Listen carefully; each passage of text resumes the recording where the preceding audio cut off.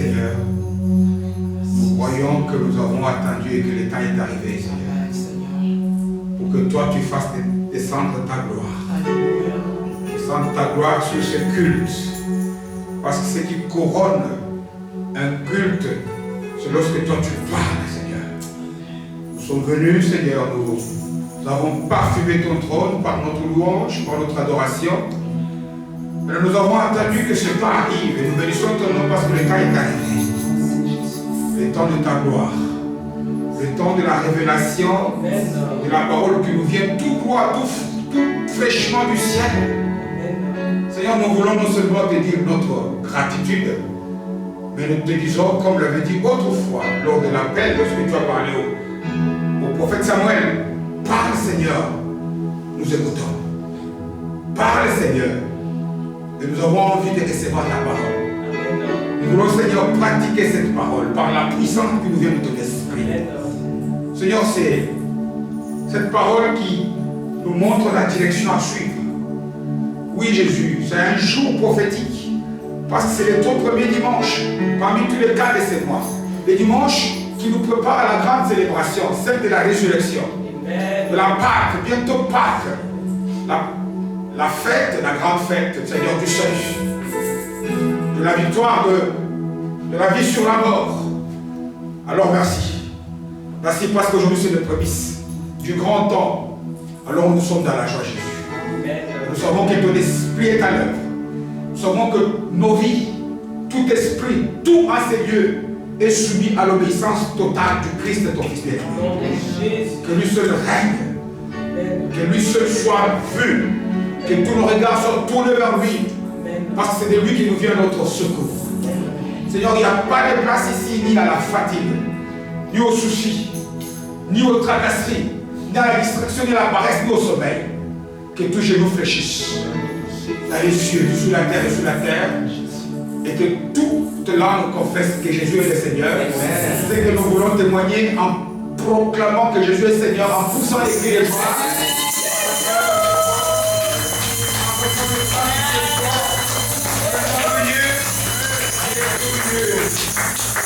Amen. Amen. Que Jésus soit loué. Amen, amen, amen. Bonjour à nous tous. Bienvenue à tous et à chacun. Symboliquement aussi une bonne saison parce que on manifestera aussi notre joie dans la danse parce que Dieu nous bénit que chaque week-end nous avons ici des célébrations. Amen. Amen. On peut célébrer. Quand on fête l'anniversaire, c'est la naissance de quelque chose, n'est-ce pas?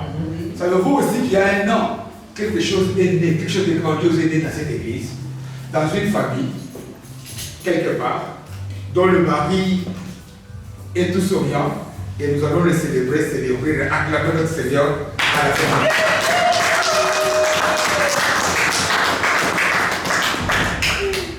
Amen. Amen. Donc aujourd'hui, comme je l'ai dit, c'est un message qui nous introduit dans la dédicace de ce mois d'avril. Dieu, quelle part, dans quelle direction notre Dieu voudrait-il que nous puissions marcher? Vous savez, lorsque Dieu crée tout, notre référence, c'est Dieu lui-même, notre modèle. Nous essayons dans toutes les circonstances d'imiter, de faire les choses comme lui, notre maître, l'a fait. Dieu crée, il crée lui-même à son image, à sa ressemblance. Mais Dieu nous dit qu'il n'est pas bon que l'homme soit comment? Soit seul. Et c'est même pour cette raison-là qu'il nous a créés nous-mêmes. Parce que Dieu est un Dieu qui nous veut en relation. Dieu nous a créés, nous, parce qu'il veut des gens qui interagissent avec lui, qui sont dans une relation avec lui. Adam avait toute l'autorité. Adam avait le règne, la grâce. Il avait des animaux. Mais il n'était pas bien parce que Dieu a voulu qu'il soit en relation avec quelqu'un pour que sa vie, sa joie soit complète. Amen. Alors aujourd'hui, Dieu nous veut définir la base de toute relation. Une relation ne marche que si elle est basée sur du ciment, sur du roc. Qui connaît ce roc ici parmi nous? La base d'une bonne relation. D'une relation qui réussit. Mon frère, je te prends un exemple, tu peux le dire? Jésus. Voilà. Bon, peut-être que c'est la manière, tu as compris Jésus. Jésus lui-même est la base, c'est vrai, mais dans le sens que je l'ai dit, je voulais l'exprimer sur la base de Jésus en tant que la manifestation de quoi? De l'amour de Dieu envers les hommes. Amen. Parce que je voulais dire que dans une relation solide, il faut qu'il y ait l'amour. Une relation qui n'est pas basée sur l'amour et voire l'échec.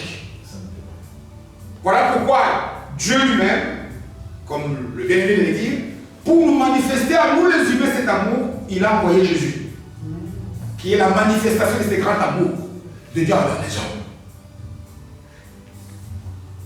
Entre nous humains, s'il n'y a pas d'amour, que ce soit dans des couples, que ce soit dans les églises, ça échoue. Donc le ciment, la fondation, c'est l'amour. Mais la grande question que le Saint-Esprit veut nous éclairer ce dimanche, si l'amour est si important, c'est quoi alors l'amour? C'est quoi le vrai amour? L'amour est très important. L'amour est le ciment. Paul parle aux Corinthiens, dans la première épître aux Corinthiens, chapitre 13, n'est-ce pas? Il dit, tu peux donner des prophéties chez les gars des autres. Mais s'il te manque l'amour, tes prophéties ne valent rien. Il dit, tu peux prendre tous tes biens, te dépouiller de tout, donner aux gens. Mais si en toi, il n'y a pas l'amour, c'est zéro. Il dit, tous nous connaissons ces passages, les connaissons. Et c'est quoi alors cet amour qui est au-delà de tout ce qu'on peut faire? Beaucoup de gens parlent amour, amour, amour, amour. C'est quoi l'amour? Non seulement c'est quoi l'amour, mais comment se manifeste l'amour? Est-ce que l'amour, ce sont les fleurs que lorsque nous allons voir quelqu'un à l'anniversaire, on achète un bouquet de fleurs, mais non, on peut offrir à quelqu'un un cadeau, mais un cadeau empoisonné. Un bouquet de fleurs. L'amour alors c'est quoi? Le vrai amour selon Dieu c'est quoi? Jésus le Christ lui-même, vous vous souvenez dans les évangiles, notamment seulement Saint Matthieu, chapitre 22e. Il y a des Juifs qui lui disent, tiens, allez, je résume. Moïse nous a laissé beaucoup de commandements, beaucoup de lois. Quel est le résumé de toutes les lois? Il donne le résumé, il dit quoi? D'aimer notre Dieu, de tout notre cœur, pensée, âme, de toutes nos forces. Et il dit, voici le deuxième prière semblable. Aimer Dieu, c'est aimer qui? Son prochain. C'est qui les prochains? Qui est ces prochains-là? Parce que je sais que moi ici, j'aime des gens. Mais est-ce que ces gens-là sont des prochains? Parce que les dieux, le vrai amour véritable, authentique, que Dieu nous recommande, c'est celle du prochain. Il n'a pas dit aimer. Parce que puis dis-moi, à ce moment-là, quand tu aimes. Mais il a mis un vocabulaire après le mot amour. Il a dit aimer qui? Donc ça voudrait dire que quand tu aimes, mais que tu n'aimes pas le prochain, c'est que cet amour-là peut-être ne compte pas aux yeux de Dieu. Donc c'est très très bien pour nous aujourd'hui de savoir c'est qui alors le prochain. C'est qui ce prochain-là, c'est qui? D'ailleurs, il y a dans l'épître de Jacques, au 2e chapitre, verset 7e, il appelle l'amour la loi comment? Royale. Pourquoi l'amour? Pourquoi Jésus dit celui qui aime son prochain, il a accompli toute la loi et tous les prophètes. C'est-à-dire que quand tu as le véritable amour comme Dieu le veut, alors tu es gagnant. Tu es sûr, comme Paul, que tu iras au ciel. Donc c'est très important, moi et toi, que nous puissions avoir des mots justes, des mots selon Dieu, de savoir, est-ce que si j'ai donné à mon frère David qui vient là, je lui ai donné 1 milliard d'euros, c'est un cadeau. Est-ce que selon Dieu je l'aime? Y a-t-il de l'amour? L'amour est un mot derrière lequel nous cachons beaucoup de choses. Et en ce premier dimanche, l'Esprit veut nous éclairer. Parce que sans amour, il dit tout ce qu'on fait ici, c'est zéro. Sans amour, venir au culte ne sert à rien. Avec l'amour, tout réussit, tout marche. Avec l'amour, tout est parfait. Nous ne pouvons avoir aucun échec. C'est que Dieu cherche. D'ailleurs, Jésus le Christ lui-même. Je pense que dans l'évangile selon Saint Jean, au 13e chapitre, après le lavage, il dit, à quoi reconnaîtront, le monde reconnaîtra que nous sommes ses disciples? C'est à l'amour que nous avons les uns avec qui? Les autres. Alors vous comprenez que je suis en train de citer tout ça et ce n'est pas le seul. Tu prends les livres théologiques qu'on appelle concordance biblique, hein, où on essaie de voir un peu la récurrence, le nombre de fois qu'un mot apparaît dans la Bible. Le mot qui est le plus cité, c'est Dieu. Amen. Après Dieu, c'est amour. C'est si important. Hein, vous savez que quand quelque chose revient plusieurs fois, c'est la traduction importante de la chose. Quand quelqu'un vient chez toi comme ça, il frappe, il rentre, il sonne, tu es assis, écoute-le pendant 5 minutes. Le mot qu'il aura cité le plus de fois, c'est la raison qu'il a pour ça venir chez toi. L'argent. Ce temps-ci, il n'y a pas d'argent. L'argent. Ça voudrait dire que c'est l'argent. Amen. Amen. La Bible, il est plus question de Dieu. Dieu revient plusieurs fois dans toutes ses déclinaisons. Seigneur, Maître, etc. Et puis après, c'est amour. Parce que Dieu lui-même est qui? Il est amour. Alors nous allons donc essayer, non pas d'interroger un prédicateur, non. D'interroger Jésus lui-même. Qui nous a donné, dans la parole de Dieu, notamment dans le livre de l'Évangile selon Saint Jean, un grand enseignement, non seulement sur l'amour, mais sur l'amour à autrui. Parce que c'est cet amour-là qui est important. Aime autrui comme toi-même. Nous allons donc lire, donc, comme je l'ai dit, dans Luc, au 10e chapitre, et nous lisons à partir du 25e verset. Évangile selon Saint Luc, le verset 10e, le chapitre 10e, donc, et nous lisons à partir du verset 25e. Nous avons dit verset jusqu'au 30e, jusqu'à la fin, si je ne me trompe pas. Jusqu'au 35e. Non. Amen, amen. Amen. Il est écrit ceci dans la parole de Dieu que j'ai lu au nom de Jésus. Amen. Luc, chapitre 10e chapitre donc, à partir du 25e verset. Un docteur de la loi se leva et dit à Jésus, pour l'éprouver, Maître, que dois-je faire pour hériter la vie éternelle? Jésus lui dit, qu'est-il écrit dans la loi? Qui lis-tu? Il répondit, tu aimeras le Seigneur ton Dieu de tout ton cœur, de toute ton âme, de toute ta force et de toute ta pensée. Et il ajoute, et ton prochain comment? Comme toi-même. Tu as bien répondu, lui dit Jésus. Alors fais cela et tu vivras. Mais lui, voulant se justifier, dit à Jésus, et qui est mon prochain? Pourquoi est-ce que depuis que tu connais ces commandements, tu ne t'es jamais posé la question de savoir, alors c'est qui le prochain? Le prochain, c'est ton voisin, les membres de ta famille, les membres de ton église. Jésus lui a pris la parole et dit, un homme descendait de Jérusalem à Jéricho. Il tomba au milieu de brigands qui le dépouillèrent, le chargèrent des coups et s'en allèrent le laissant à demi-mort. Un sacrificateur qui par hasard, par hasard descendait par le même chemin, ayant vu cet homme, passa outre.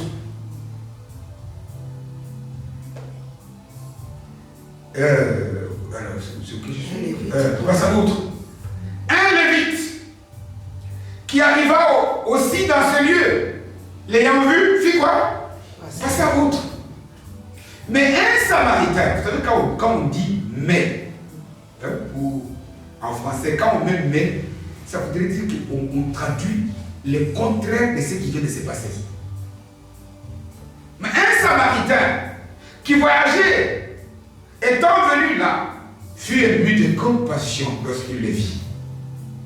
Il s'approcha et banda ses plaies en y versant de l'huile et du vin.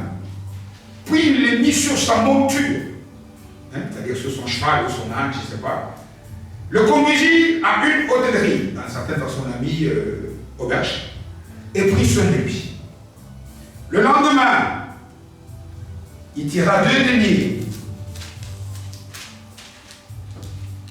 les donna à l'hôte, donc le maître d'hôtel, et dit, aie soin de lui, et ce que tu dépenseras de plus, je te le rendrai à mon retour. Lequel de ces 3 te semble avoir été le prochain de celui qui est tombé au milieu des brigands? Verset 37e donc, c'est celui qui a exercé la miséricorde envers lui, répondit le docteur de la loi. Et Jésus lui dit, va et toi, fais de même, parole du Seigneur. Amen.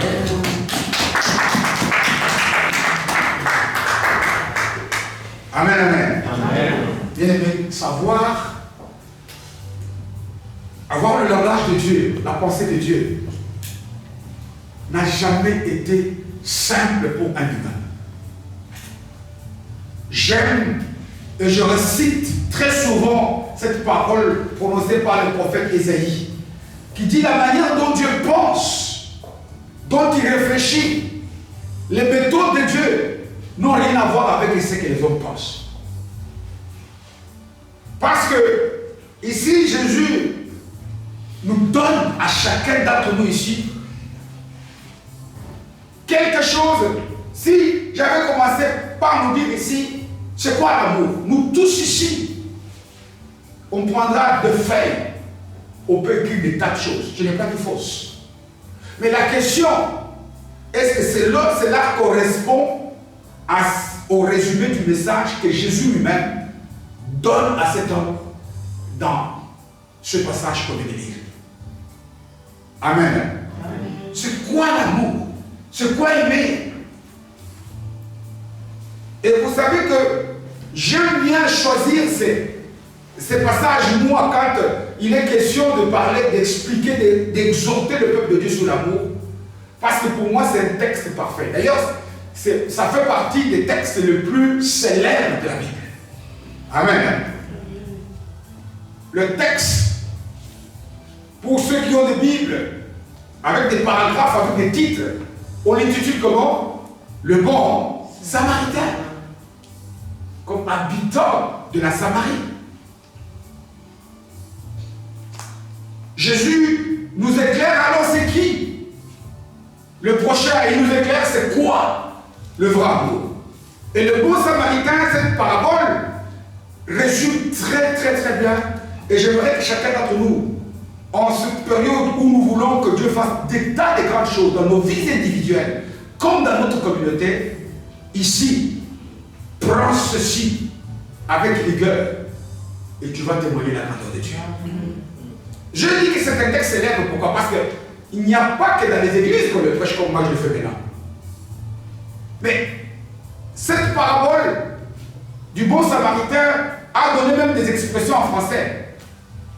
Vous savez, il y a eu quelques temps, je ne sais pas s'il y a 2, 3, 4 ans, il y a eu, je crois, un Malien, un Africain qui avait été en France pour sauver un petit.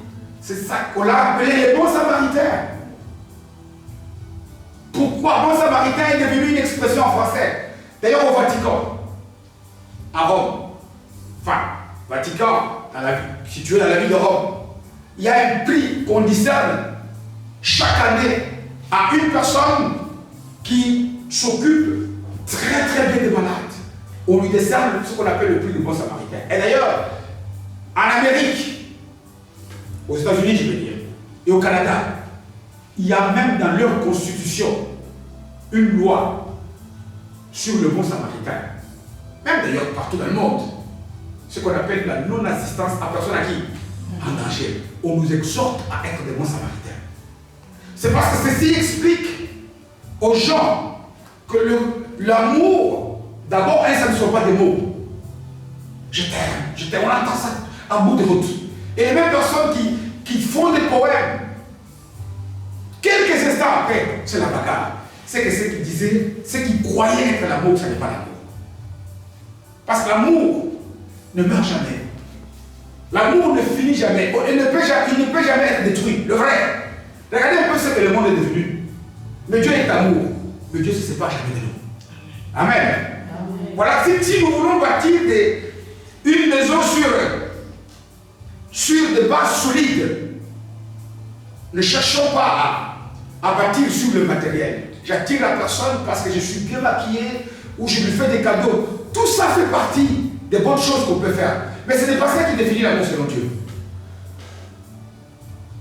Et comprendre le message que le Christ nous donne dans cette parabole nous donnera le véritable sens, la véritable définition de ce qu'est le vrai amour.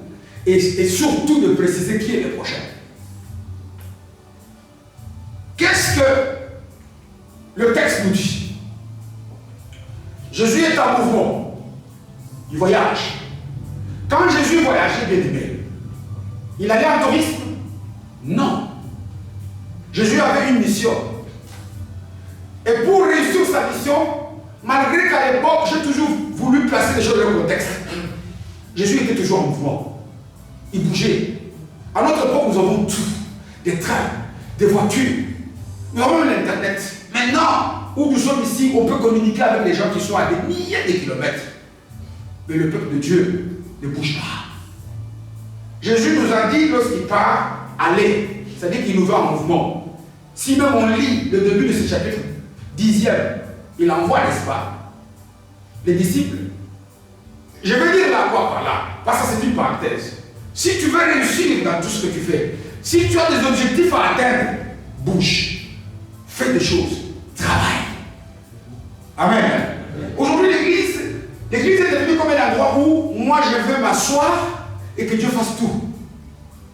Moi je veux attendre que Dieu fasse tout. Non. Jésus est venu, il avait une mission.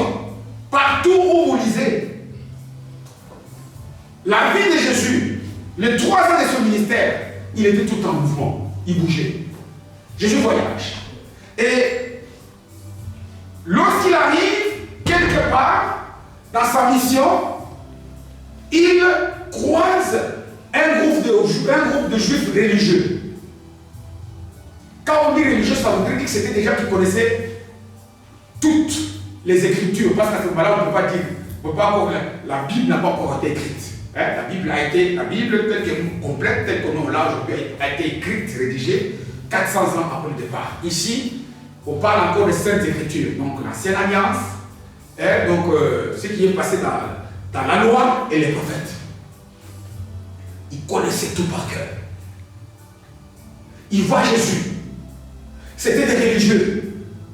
C'était des gens qui ont vu que Jésus, quand il est arrivé, sa manière de faire était différente. Mais toutes les synagogues juives s'étaient vidées. Mais si tu prêches la vérité, si tu es dans la vérité, un jour, tu auras ce que tu cherches. Parce que parfois nous avons tendance à dévier le message, parce qu'on va attirer les foules. Non. Une foule, quelque chose que tu gagnes par un mensonge, il se pètera aussi avec le temps. Amen. Les Juifs étaient jaloux. Les Juifs ne voulaient pas, pourquoi? Parce que toute leur synagogue s'est vidée. Et le message simple, vrai, la parole, parce que Jésus lui-même le dit dans Jean 17, il dit, ta parole est quoi? La vérité. Soyons vrais. Demeurons dans la vérité. Parce qu'avec la vérité, vous ne perdrez jamais. Il est dans la vérité, ça a créé la jalousie. Maintenant, il y a une croise, un groupe de Juifs. Ils viennent, et parmi eux, il y avait le le plus célèbre, le savant. Les savants parmi les pharisiens, on les appelait comment? Les docteurs de la loi. Donc les grands connaisseurs, les érudits. Tout le monde les révérait. On en connaît Nicodème, par exemple, celui qui était venu dans Jean 3. On en connaît Gamaliel. On en connaît des tas. Donc les gens qui avaient la maîtrise des saintes écritures, de la loi et des prophètes. Il y en a un maintenant qui, par jalousie, il veut piéger le maître. Amen. Si tu es dans la vérité, c'est que tu es avec Jésus. Tu es en Jésus. Même si on veut te piéger, le piège ne va pas t'apporter. Amen. Il veut piéger le maître lui-même. Il lui pose une question piège. En apparence, si on lit cette question très vite, on dit que c'est une bonne question. Elle est comment la question? Un docteur de la loi se lève, ça c'est dans cette 5e. Maître, regardez un peu comment il l'appelle. Maître. Maître, c'est celui qui a la maîtrise, n'est-ce pas? Mais il est dit à Jésus pour l'éprouver. Maître, que dois-je faire pour hériter la vie éternelle? Qui a vu le piège ici? La parole de Dieu ne se lit pas avec des lunettes. Et ne se lit pas vite vite. Parce que la vie éternelle, on l'hérite. C'est un héritage, n'est-ce pas? Mais dans sa question, il commence par comment? Que dois-je faire? L'héritage, pour un héritage, il faut être dans une famille. Pour un héritage, il ne faut pas faire des choses. C'est là où il y a le piège. Le piège, il veut pousser Jésus à l'erreur. Quelle est l'erreur qui veut le pousser? C'est parce qu'à une question comme ça, nous, l'église aujourd'hui, on s'attend que Jésus dise quoi? Crois en moi et tu seras sauvé, n'est-ce pas? Parce que c'est ça la vérité. Mais Jésus, qui est omniscient, qui sait toutes choses, qui a compris son piège, il veut l'éduquer. Il veut lui montrer que toi, tu crois connaître ce que tu ne connais pas. On ne tente pas Dieu. On ne tente pas celui qui sait tout, celui qui t'a créé même toi-même, qui connaît même les intentions cachées qui sont dans ton cœur, que toi-même tu ne connais pas. On ne peut pas me piéger. Voilà pourquoi, s'attendant à ce que Jésus lui dise, crois à moi, ce qui est contraire à la loi, ce qui est contraire au message de la religion juive, pour qu'il dise, qu'il crie, il a blasphémé. Jésus lui repose à lui la question. Qu'est-ce qui est écrit dans la loi? Et il répond ici, aime Dieu tout ton cœur, toute ton âme, etc., etc. Et puis, aime autrui comme toi-même. C'est écrit dans la loi. Dans le livre, je crois, des Lévitiques. Qu'est-ce que Jésus lui dit? Tu veux faire des choses, alors fais cela et tu vivras. Mais vous remarquerez que quand Jésus le remet dans son propre piège, lui comprend que ça c'est un piège. Parce que qui est capable d'accomplir toute la loi?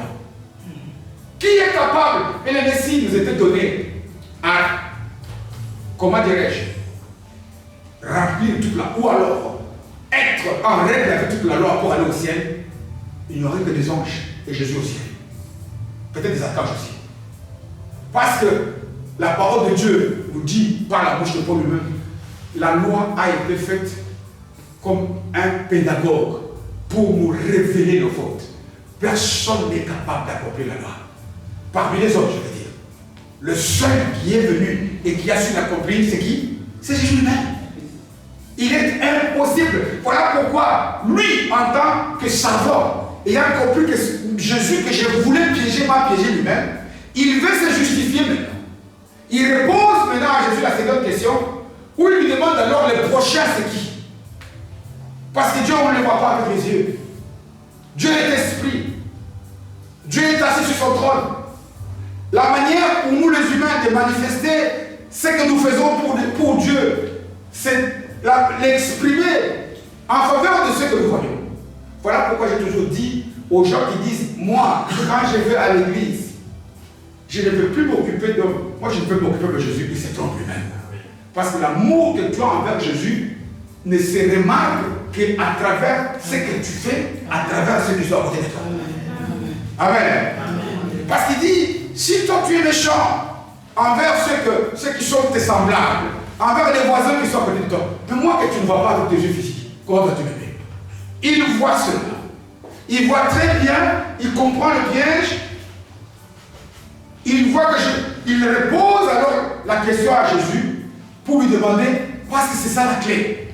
Et dans la parabole qui fait la suite, Jésus va lui montrer c'est quoi alors le vrai amour et c'est qui autrui. Parce que lorsque tu as compris c'est quoi le vrai amour, et lorsque tu as aussi compris qui est l'autrui, tu vas aimer l'autrui, tu as tout gagné devant Dieu.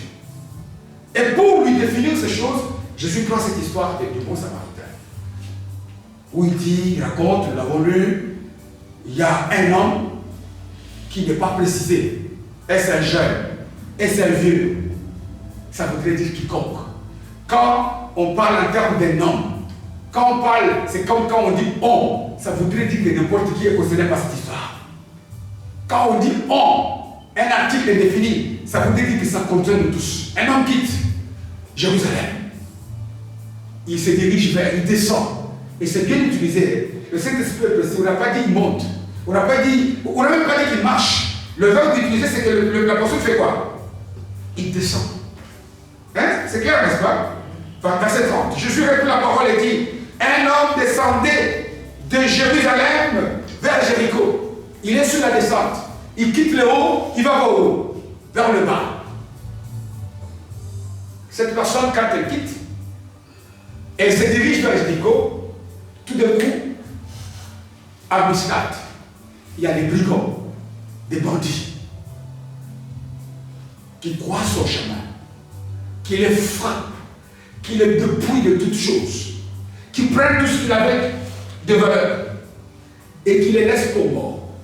Je peux même exagérer pour dire que l'intention de cet homme, c'était que de ces brigands, de ces bandits, de ces coulous-là, comme disent les Congolais, c'était que cet homme puisse décéder. Il les laisse. Et tout d'un coup, il y a à côté un sacrificateur. Sacrificateur, dans des mots simples, on le qualifie de qui? Pasteur, n'est-ce pas?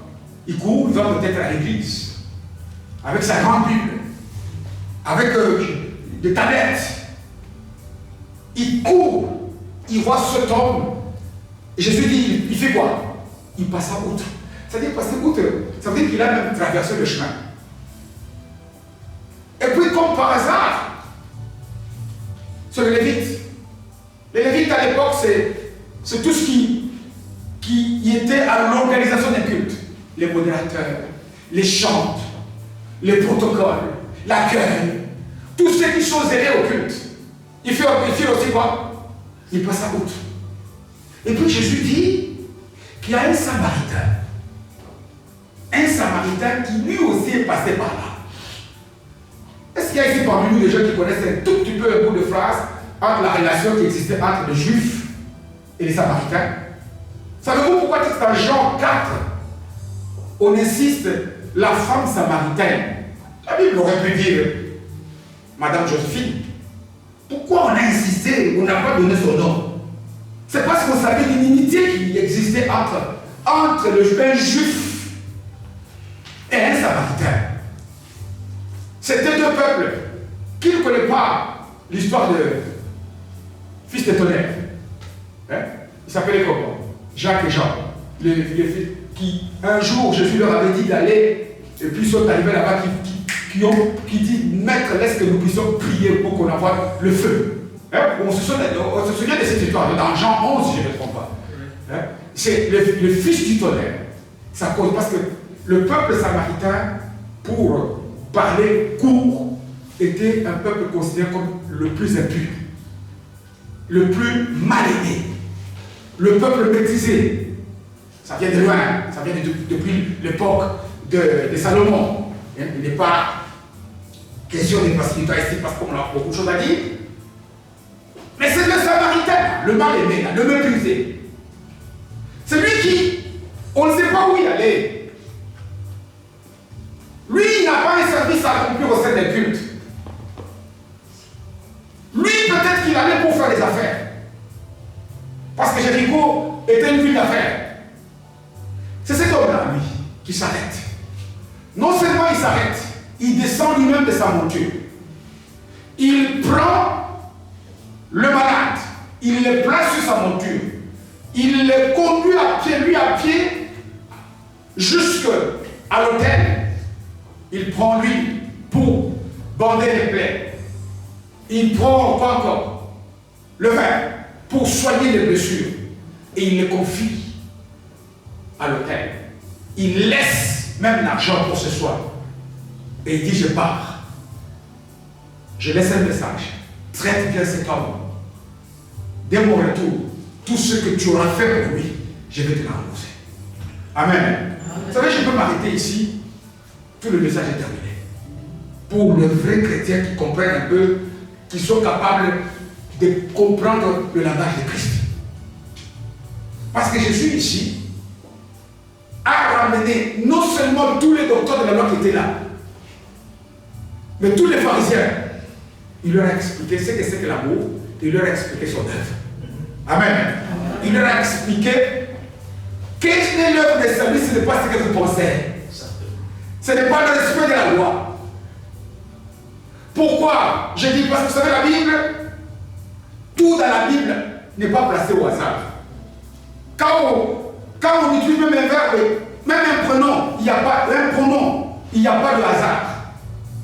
Cette parabole résume l'amour de Dieu en Jésus en faveur des hommes. Et nous montre c'est quoi véritablement le vrai amour. Parce que si nous voulons essayer de voir ce que ces Samaritains ont fait, et si nous lisons Ésaïe 53, mais c'est ça Jésus en faveur du monde. Parce que la Bible, la parabole commence par un homme qui quitte Jérusalem et qui descend vers Jéricho. Et tout le monde connaît que Jérusalem est le symbole de quoi de la Bible? La cité du roi, du grand roi, n'est-ce pas? La cité, la ville de la paix, la ville de la prière. Jérusalem est la cité de David. Quand on parle de Jérusalem, ici on est en train de parler du ciel. Voilà pourquoi on est un homme de l'humanité qui s'est séparé de Dieu. Cet homme dont on parle a fait exactement le geste que les deux ou trois disciples de Matthieu, n'est-ce pas, Cléophas et l'autre, d'Emmaüs ont commis. Ils quittent Jérusalem pour Emmaüs. Et c'est ce que cet homme fait. Et c'est cette leçon que le Christ utilise pour nous faire comprendre c'est quoi l'amour aux yeux de Dieu. Il quitte Jérusalem, il quitte la présence de Dieu, il quitte en haut pour descendre vers Jéricho. Et Jéricho qui, lorsque nous lisons l'histoire de Jéricho, c'est une ville qui a été maudite, n'est-ce pas? Vous savez là, à l'époque de Josué 6,26, c'est la ville où il y avait beaucoup de prostitution. Les Arabes sont là, n'est-ce pas? Il y avait beaucoup de palmiers. Le palmier dans la Bible est le symbole de richesse. Le Jéricho peut être considéré comme le monde. Quand tu quittes Dieu pour les richesses du monde, tu vas croiser les brigands. Amen. Et les brigands sont tous les obstacles de la vie. Mais tu restes dans la présence de Dieu. Tu cherches la présence de Dieu. Tu n'auras jamais à croiser le mal. Parce que les traces que les brigands vont laisser vers toi peuvent t'amener jusqu'à la mort. Et même la mort physique et la mort spirituelle. Les brigands te dépouillent de tout. Hein? Souvenons-nous du fils prodigue. Nous donne à pécher. Les brigands nous poussent au mal. Les brigands on ne peut avoir croisé le mal que lorsqu'on est loin de Dieu. Voilà pourquoi notre refuge, c'est en Christ. Quel que soit partout où tu passes. La première clé que nous devons recevoir par rapport à cette parabole, si nous voulons nous aussi expérimenter la résurrection, quel que soit le passage, ne quitte jamais la présence de Dieu. Amen. Que ce mois soit un mois d'intimité avec Dieu. Que chacun d'entre nous augmente la dose de prière, augmente la dose de la mission de la parole. Loin de Dieu, près des brigands. Or, cette humanité, l'humanité qui a voulu s'affranchir, qui est tombée dans le piège des pensées diaboliques, vous faites ceci, vous allez agir comme Dieu. Non. Il y a qu'avec Dieu qu'on peut faire des choses qui soient valables. Amen. Il quitte. Et vous remarquerez que lorsqu'il a quitté, quand on quitte la présence de Dieu pour aller vers le monde, la religion ne peut rien faire pour nous. Parce qu'on a vu les sacrificateurs passent outre. Bien aimé, quand on vient ici au culte, on ne vient pas pour apprendre la religion. On vient pour chercher la présence de Jésus. Partout où nous allons, bien aimé, que ce qui nous motive soit le fait d'être près de Jésus, le fait de marcher avec Jésus, le fait de nous rapprocher avec Jésus. Pourquoi? Parce que la religion ne sauve pas. On a vu ici les deux attitudes des Lévites, très religieux. Parce qu'il y avait une loi à l'époque dans Lévitique qui dit qu'on ne peut pas toucher un cadavre. Souvenez-vous, c'est dans l'évangile selon Saint-Luc ici, lorsque Jésus a ressuscité le fils à la veuve de Naïm. Qu'est-ce que les Juifs ont crié sur lui? Celui-là, il s'est dit, le fils du Dieu vivant, mais il touche au cercueil. Mais la religion tue. Celui qui ne tue pas, c'est la vérité de la parole de Dieu. Amen. Parce que la religion est une science. Mais le christianisme n'est pas une science. Le christianisme est un mode de vie. C'est une attitude, c'est un comportement. Être en Christ n'est pas une religion. Être chrétien, être disciple, c'est un mode de vie. C'est ton comportement qui définit ce que tu es. Ce ne sont pas les règles que tu as à répondre. Parce que regardez-moi que la religion a laissé cet homme dans la mort. Le sacrificateur est passé outre. Le lévite est passé outre. Mais le samaritain, le mal-aimé, le méprisé, celui-là même qui est venu d'en-haut. C'est ce que Ésaïe 53 décrit. Ça, c'est l'attitude de Jésus. Amen. C'est Jésus qui était le seul à être capable à venir pour donner la vie là où il y avait la mort. Amen. Et c'est ça la clé. C'est ça la clé. Parce que Jésus, sans chercher à créer du désordre, a tombé dans le pied de ces religieux qui voulaient que lui dise, aille dans le sens contraire à leurs enseignements pour qu'ils lui fassent des problèmes. Jésus est revenu à son enseignement, mais en passant par la parabole, pour montrer que l'amour, le vrai, ce n'est pas ce que vous êtes en train de faire. L'amour, le vrai, c'est celui qui consiste non pas dans un respect strict, la loi tue. Voilà pourquoi d'ailleurs Jésus lui-même qualifiait les pharisiens de taureaux blanchis. Hein? Le respect strict de la loi de Moïse. Non.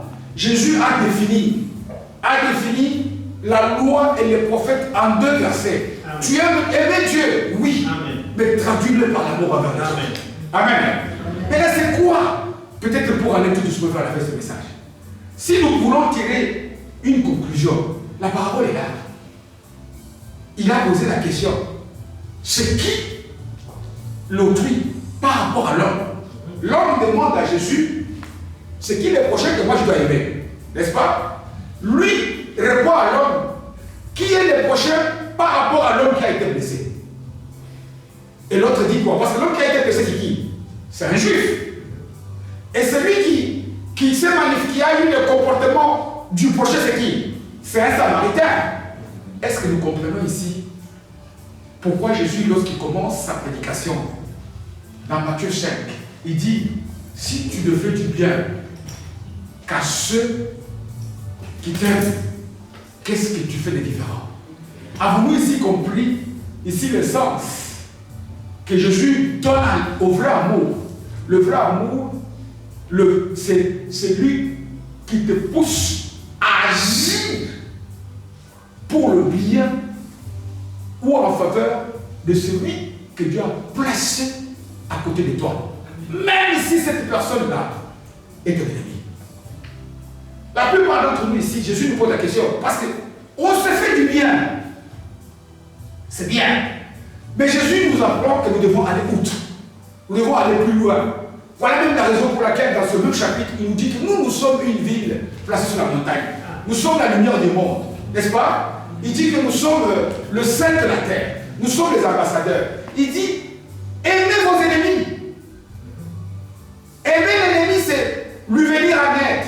Et la plupart d'entre nous avons tendance à penser que quand il dit, aime ton ennemi, c'est aller lui acheter un cadeau, lui donner. Mais non, il va le tuer. Combien d'entre nous ici nous sommes capables de prier pour ceux-là qui nous font du mal? Mon Dieu, cet homme, fais en sorte qu'il puisse aussi venir auprès de toi. Mais tu l'as aimé. Faire du bien n'est pas donner à quelqu'un, à quelque chose. C'est parce que nous ne sommes pas la logique du ciel. La logique de la terre consiste à faire du bien à ceux qui nous font, à donner des cadeaux, donner des fleurs, donner de l'argent, prêter l'argent, prendre des choses, aller nous rendre visite. Qui ici est capable? Jésus ici nous montre l'exemple. Il est parmi ses ennemis. Les gens qui le détestaient, les gens qui ne l'aimaient pas, les juifs. Mais avec l'amour et la vérité de la parole, il a été convaincu ces gens à ce qu'eux-mêmes déduisent la réponse que regardez quelqu'un qui a été méprisé. C'est ça que moi je fais. Vous ne m'avez pas aimé. Je suis venu. Vous qui étiez dans la rébellion avec le Père. Vous qui vous étiez de vous-même dérouté de la voix de Dieu. Regardez que Dieu a manifesté l'amour en m'envoyant moi. Moi j'ai pris le châtiment qui devait reposer pour vous. J'ai payé le prix. Et lorsque vous croyez en moi, vous serez sauvés. Amen. C'est quoi alors ce qui est la question fondamentale? On peut ne pas retenir des tas de choses de ce message. Mais j'aimerais que tu retiennes une ou deux. La logique, c'est quoi? Nous devons changer de paradigme, notre manière de penser. Nous voulons agir, faire comme Dieu.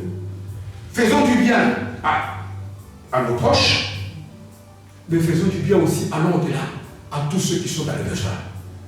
Sans regarder ni race ni couleur, sans regarder ni leur caractère. Et le bien, c'est le bien que Dieu apprécie. La plupart d'entre nous ici, on se limite ici à me faire du bien qu'à ceux qui nous font du bien. Non! Jésus a fait un grand bien à ces gens. Le Samaritain est le dernier qui pouvait s'arrêter là-bas. Les Juifs qui étaient le frère de cet homme, bien qu'ils connaissaient la religion, ils sont passés outre. Ils avaient un amour charnel, un amour humain.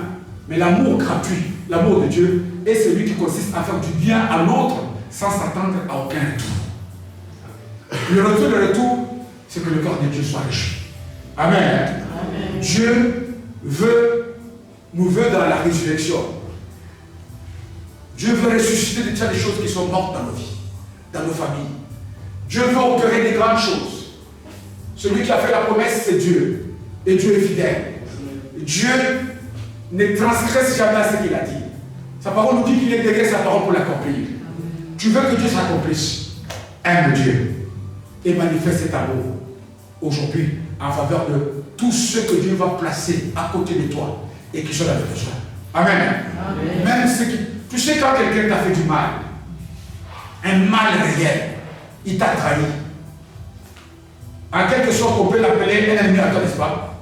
Est-ce que si tu lui pardonnes, même s'il ne sait pas, tu lui pardonnes dans le fait au corps, est-ce que tu sais que tu l'as fait du bien? Bien, j'aimerais que cette année, que ce mois-ci, David, que ceux qui ont des gens emprisonnés dans leur cœur, qu'ils puissent les libérer. Que ceux qui ont des fardeaux, ceux qui ont reçu des paroles difficiles, ceux qui ont vécu des situations impossibles, qu'ils puissent libérer tous les prisonniers. Dieu veut que nous puissions devenir comme ce beau Samaritain, cet homme de la Samarie, qui avait toutes les raisons de ne pas faire du bien à un juif, qu'il a fait. Et la définition que le Christ donne à l'amour, c'est que l'amour, ce ne sont pas des mots, des verbes, des choses. L'amour, c'est un comportement. Amen. Amen. Un comportement vis-à-vis de quelqu'un qui traduit l'attitude de Dieu envers les hommes. Voilà l'amour. Voilà l'amour. Tu peux aimer quelqu'un sans que la personne le sache. Amen. Pourquoi? Parce que tu l'as libéré de ton cœur. Quelqu'un te doit. Quelqu'un t'a privé. Mais Dieu a voulu qu'il soit devant toi. Comme Dieu a voulu que ces Samaritains puissent passer devant cet homme. Cet homme a manifesté l'amour. Que Dieu te fasse du bien. Que l'Esprit de Dieu fasse à chacun d'entre nous aussi du bien. Pour que si Dieu t'a parlé, que tu puisses écouter sa parole, lui dire Jésus merci, parce que j'ai écouté ta parole. Que Dieu bénisse sa parole.